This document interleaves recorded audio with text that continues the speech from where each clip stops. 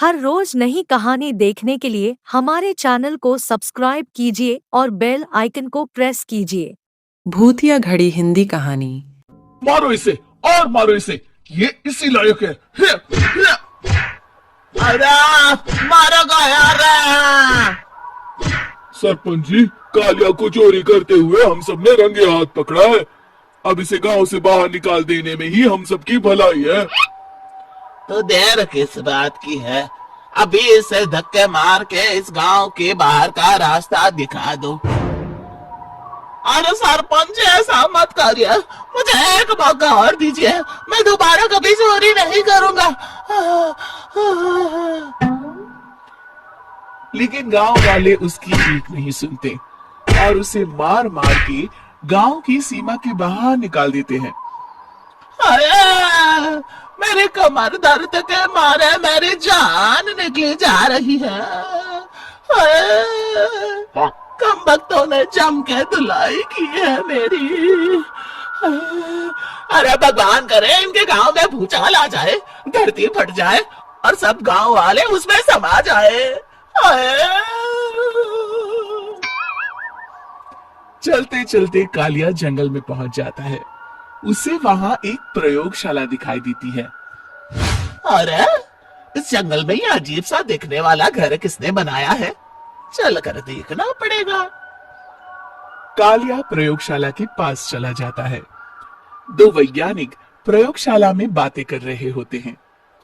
बधाई हो डॉक्टर चमन, आखिरकार हम दोनों ने मिलकर एक ऐसी घड़ी का आविष्कार कर लिया है जिसे पहनकर कोई भी इंसान गायब हो सकता है। हाँ हाँ, तुमने बिल्कुल सही कहा डॉक्टर जर्माटू। अब कल सुबह ही हम इस जंगल से निकल जाएंगे, लेकिन उससे पहले आज रात के खाने का बंदोबस्त करते हैं। हाँ हाँ, मुझे तो बड़ी जोरों से भूख लगी है, चलो चलते हैं। दोनों वैज्ञानिक वहां से चले जाते हैं। उनके जाते ही कालिया प्रयोगशाला में दाखिल होता है। अच्छा तो ये बात है।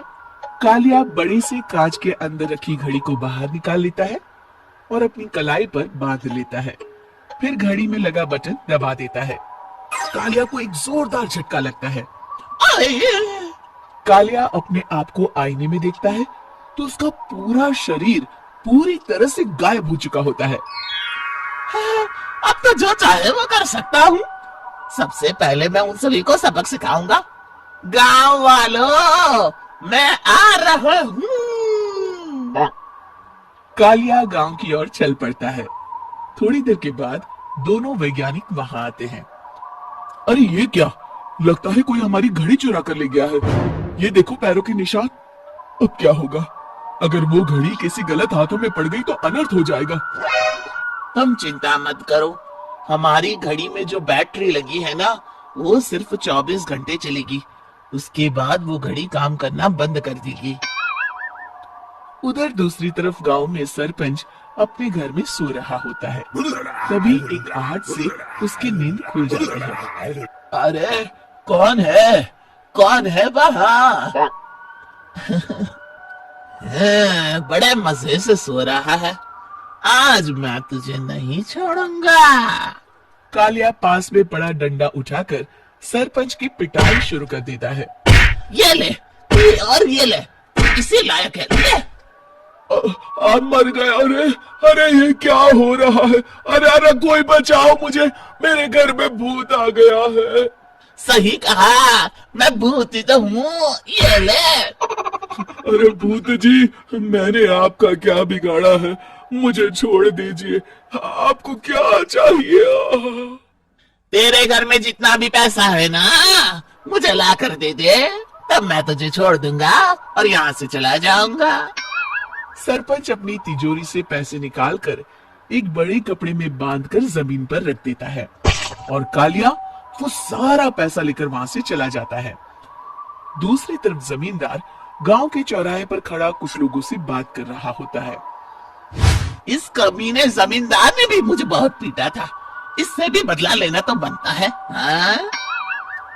जमींदार अचानक अपने आप को चांटे मारने लगता है। अरे भाई ये क्या हो रहा है? जमींदार साहब, आप ठीक तो है ना? अरे मुझे नहीं पता भाई।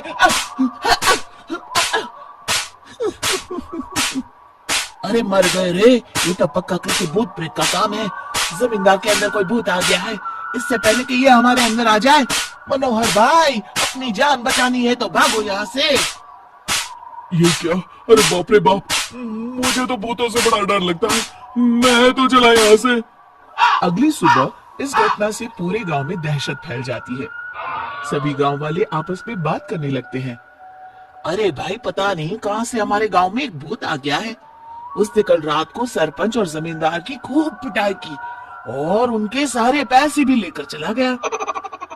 हाँ भाई हाँ, ये भूत तो मुझे बड़ा अजीब लगता है। मेरी समझ में नहीं आता कि भूत उन पैसों का करेगा क्या। अरे तेल में पकोड़े बना के तलेगा बेवकूफ। इस बात की चिंता करके कहीं वो भूत हमारे घर में ना आ जाए। तुम बिल्कुल सही कह रहे हो आर्या, मैं भी इसी बात से घबरा रहा हूँ। अच्छा, अब मैं अपने घर जा रहा हूँ, तुम सब भी अपने अपने घर चले जाओ, उस भूत का कोई भरोसा नहीं है। हाँ। तीनों वहां से चले जाते हैं। दूसरी तरफ कालिया सारे पैसों को एक खंडर में छुपा देता है। इतने सारे रुपए तो मैंने अपनी पूरी जिंदगी में एक साथ कभी नहीं देखे। इस तरह कुछ दिनों में मैं अमीर बन जाऊंगा। आज मैं उस मोटे बब्बन को अपना शिकार बनाऊंगा। सुना है दहेज में बहुत सारे पैसे और गहने मिले हैं उसे। रात होते ही कालिया बब्बन के घर में घुस जाता है। हाँ, मिल गई तिजोरी। अब जल्दी से इसे खोलकर सारे पैसे निकाल लेता हूँ। अरे खुल जा खुल जा। खुल गई। कालिया पैसे थैली में भर ही रहा था कि तभी बब्बन उसके बगल में आकर खड़ा हो जाता है। भाई क्या कर रहा है? हाँ? अरे हट। अरे तेरी इतनी हिम्मत, मैं तेरे सामने खड़ा हूँ और तू फिर भी मेरी तिजोरी से पैसे चुरा रहा है। अरे मैं तो गायब हूँ, तू मुझे कैसे देख रहा है? कालिया अपनी घड़ी को देखता है। अरे इसे क्या हो गया है? हाय, लगता है बैटरी खत्म हो गई। अच्छा, तो आज मैं तेरी बैटरी अच्छे से चार्ज कर देता हूँ। अरे भाग्यवान, जरा मेरा डंडा तो लाना। ये मोटा मुझे नहीं छोड़ेगा। अरे भागो। कालिया भागकर घर के बाहर जाता है। बाहर सभी गांव वाले हाथ में डंडा लिए खड़े होते हैं। अच्छा, तो तू वो भूत है? मुझे माफ कर दीजिए सरपंच जी, मैं आपके और जमींदार जी के सारे पैसे लौटा दूंगा और आज ही हमेशा के लिए ये गांव छोड़कर चला जाऊंगा।